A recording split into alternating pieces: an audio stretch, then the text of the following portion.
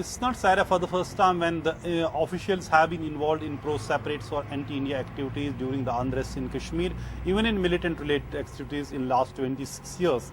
But this is the second time in last 26 years when government has acted tough against its own employees.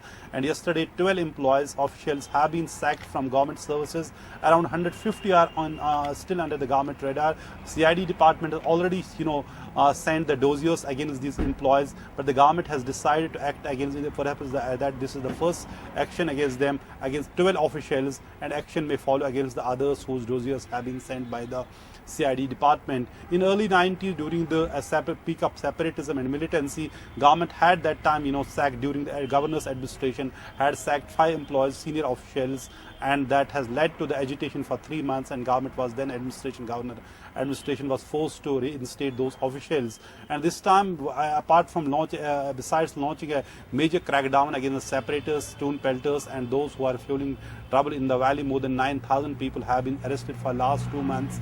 450 have been detained under Public Safety Act, and they can be jailed up to 2 years without any trial. So now government has cracked whip on these government employees, soon employees, who are allegedly involved in fueling trouble for last near 3 months of agitation. These includes employees from the Education Department, Revenue Department, CAPD, and other departments. So tough action by the government, but there is a challenge how government is going to deal with its own employees who have been who we have seen the past practices when they have gone for the strike. Will government handle it this time differently? This certainly to is deal a with unique this crisis? situation, Nazir. You've pointed out that this is not the first time this has happened in the case, but what is also especially interesting is that the current PDP minister, the education minister, is also somebody who had in the past had these very same charges against him.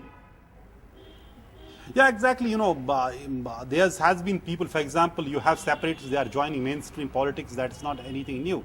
Yes, Naeem Akhtar was there. He was sacked in early 90s. He was a DC excise that time. But that's not, new in Kashmir. For example, you have Sajjad Loan, who is the minister in the cabinet. He was a separatist. Now he's a mainstream politician. And there have been so many separatists who have joined mainstream now. But this is really a huge action by the government and a tough challenge for the government also how to deal with the fallout of this situation in Kashmir.